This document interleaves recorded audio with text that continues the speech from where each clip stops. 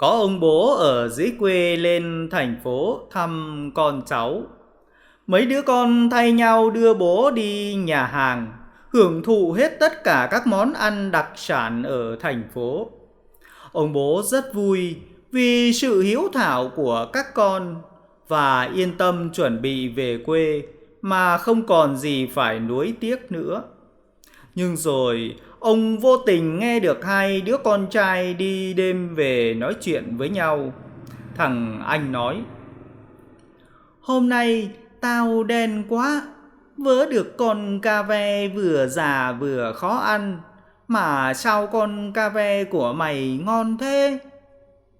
Ông bố bèn gọi hai đứa con vào trách móc: "Thế mà chúng mày dám nói với bố là chúng mày đã cho bố ăn đủ các món ngon vật lạ rồi. Cái con cà ve là con gì mà sao chúng mày lại tiếc bố? Nếu nó đắt quá thì chúng mày cũng phải cho bố thử nửa con chứ."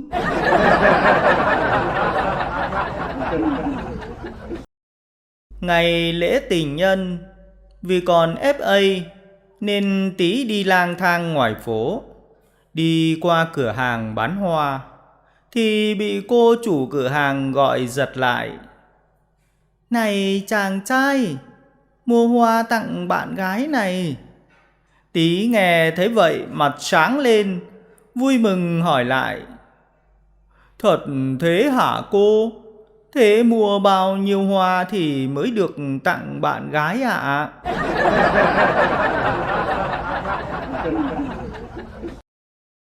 Hai mẹ con đi du lịch Thái Lan, vô tình nhìn thấy cảnh hai chú voi đang giao phối với nhau. Thấy lạ con hỏi: "Hai con voi nó đang làm gì kia mẹ?" Con còn nhỏ nên mẹ trả lời: "Vì con voi cái nó không chịu đi về, nên con voi đực nó đẩy con voi cái về đó con ạ." Sau một hồi, thằng nhỏ nói với mẹ: "Hôm trước, nếu cô giúp việc không dùng tay bám chặt vào cầu thang, thì bố đẩy về tới quê rồi mẹ ạ." Gia đình nhà nọ chỉ có một cậu con trai. Vì nghe người ta nói nếu ước gì thì hãy viết thư gửi cho ông già Noel, thì ước nguyện sẽ trở thành hiện thực. Cậu bé liền viết thư có nội dung như sau: "Thưa ông già Noel, ông gửi cho cháu một đứa em gái xinh xắn ông nhé."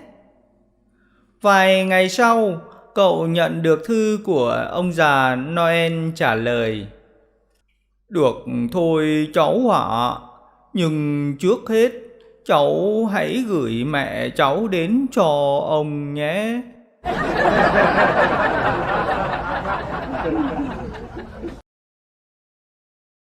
Hai bố con đi du lịch từ quê ra phố.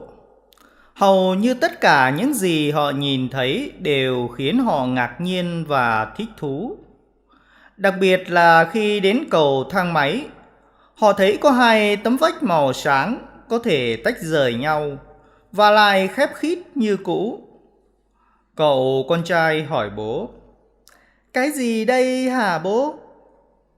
"Con trai, bố chưa từng thấy cái gì như vậy trên đời cả. Bố không biết là cái gì con ạ." Trong khi cả hai bố con chưa hiểu gì, thì lúc đó có một bà lão run rẩy chống gậy chậm chậm bước tới chỗ cái tấm vách chuyển động và ấn vào một cái nút. Hai tấm vách liền mở ra và bà lão đi qua hai cánh cửa bước vào một căn phòng nhỏ. Hai tấm vách khép lại. Cậu bé và bố thấy những vòng tròn nhỏ với những con số phía trên tấm vách sáng lên. Họ tiếp tục thấy những vòng tròn giờ lại sáng lên và theo chiều ngược lại. Hai tấm vách mở ra và một cô gái tóc vàng xinh đẹp bước ra. Ông bố vội nói với người con: "Hãy đem mẹ mày tới đây mau."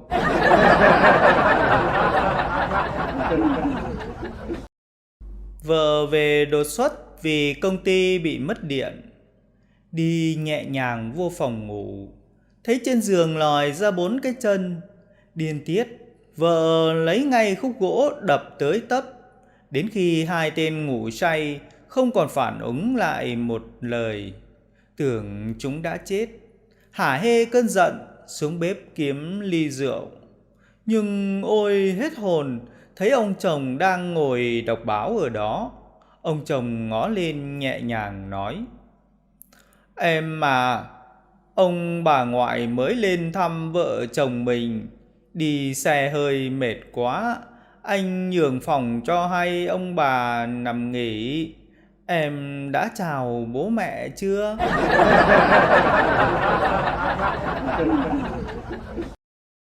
Một cô gái đi đăng ký kết hôn. Cán bộ tư pháp hỏi: "Lấy chồng lần đầu hả?" "Dạ, lần đầu ạ." "Thế em tên gì? Ở với nhau từ bao giờ?" "Dạ, Nguyễn Thị Chim. Mới ở với nhau tối hôm qua ạ." "Mới ở với nhau tối hôm qua à? Chim có ê không?" Cô gái đỏ mặt không nói gì. Cán bộ bực mình gằn giọng: "Tôi hỏi chim có ê không?" Cô gái thẹn thùng: "Dạ, lúc đầu cũng hơi ê ê ạ." Cán bộ bực tức quát lên: "Tôi hỏi chị, tên chim không có chữ ê hay là tên chiêm có chữ ê? Mắc mớ gì đến lúc đầu với lúc sau chứ?"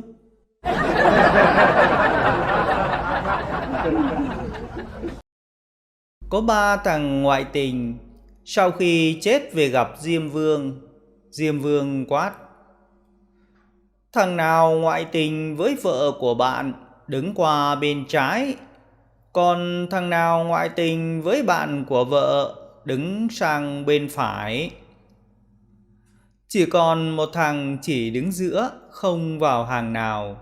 Nên Diêm Vương bảo: "Sao mày không vào hàng?" Thằng còn lại đáp: "Tôi ngoại tình vừa với vợ của bạn, vừa với bạn của vợ." Nghe xong Diêm Vương nói: "Mày lên đây ngồi với tao."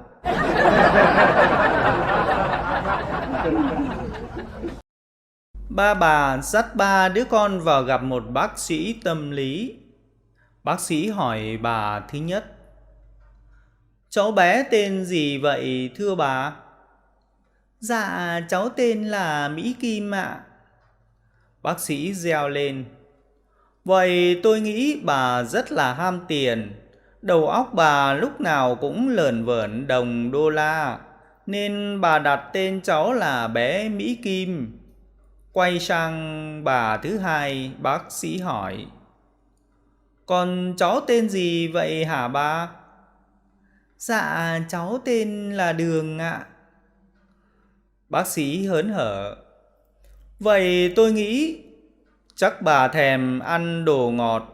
Lúc nào bà cũng tơ tưởng tới những nồi chè, những ly kem." Đột nhiên bà thứ ba đứng dậy nói: "Đoán như thế mà cũng đòi đoán." Rồi bà quay sang thằng con: "Mình về thôi cu ơi."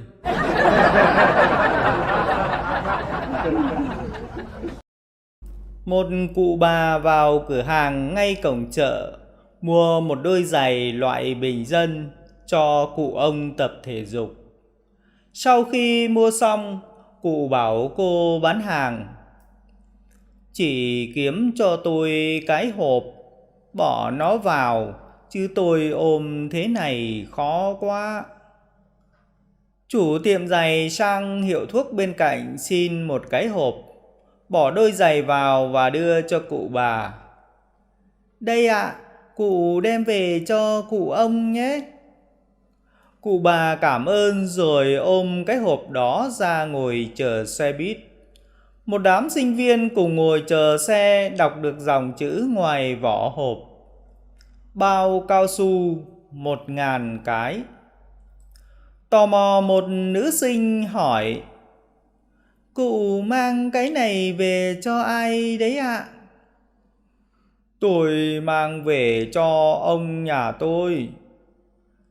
Cả đám thanh niên ngạc nhiên hỏi: cụ ông bao nhiêu tuổi rồi mà còn dùng cái này hả cụ? Chả giấu gì các cháu, ông nhà tôi năm nay mới ngoài 80 tuổi. Tròn mắt, ngạc nhiên họ hỏi tiếp: còn bà bao nhiêu tuổi rồi ạ? Tôi cũng thế. Một nữ sinh hỏi tiếp: vậy hai cụ dùng bao giờ cho hết hộp này? Cụ bà thùng thẳng: cũng chẳng được mấy đâu, ông ấy nhà tôi dùng như phá, có biết giữ gìn đâu, rách liên tục. Tôi vừa mua được vài năm, vậy mà phải mua mới rồi đây này.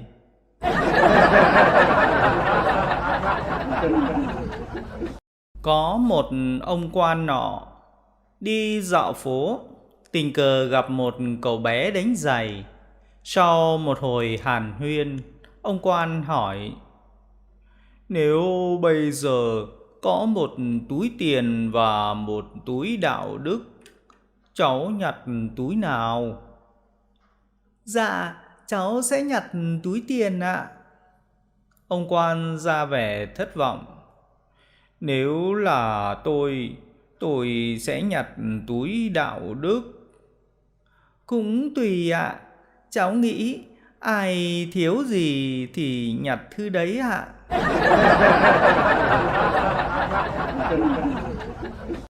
Sau buổi thám hiểm sao hỏa, đoàn chuẩn bị trở về thì phát hiện thiếu mất một thành viên. Tìm mãi không thấy. Sau một hồi lâu mới thấy anh ta trở về từ sau tảng đá. Đuổi theo là một cô gái sao hỏa rất xinh đẹp. Trưởng đoàn bực bội hỏi: anh đi đâu? Báo cáo anh là tôi đã ở lại để nghiên cứu cô gái này một lúc. Cô ấy đã hướng dẫn và cho tôi xem cách sản xuất trẻ em trên sao hỏa. Họ có một cái máy, ấn một nút thì ra bé gái, ấn 2 nút thì ra bé trai. Rất hiện đại. Xong cô ấy lại hỏi tôi cách sản xuất các em bé của người trái đất, và tôi cũng hướng dẫn cách thức cho cô ấy. Rồi sao? Anh thấy đấy, giờ thì cô ấy cứ chạy theo tôi mà hét toáng lên: anh gì ơi, bán cho tôi cái máy.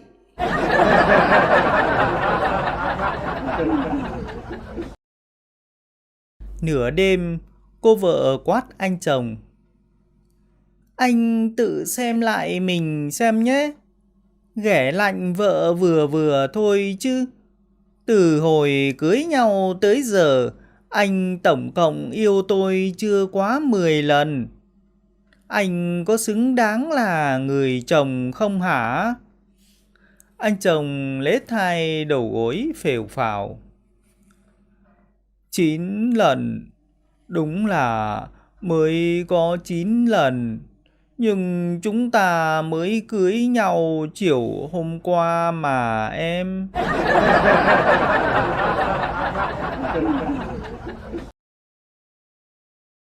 Một chàng trai trên đường về nhà, đi ngang qua một nghĩa địa.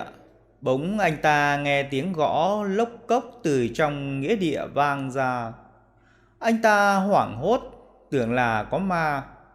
Thì nhìn vào nghĩa địa, anh ta mới thấy một ông già đang đục khoét cái gì đó trên bia mộ. Anh ta bảo: "Ôi lạy Chúa, ông làm tôi tưởng là ma chứ. Ông đang làm cái gì ở đây vậy?" Ông già trả lời: "Khỉ thật, đứa nào khắc sai tên của tao?"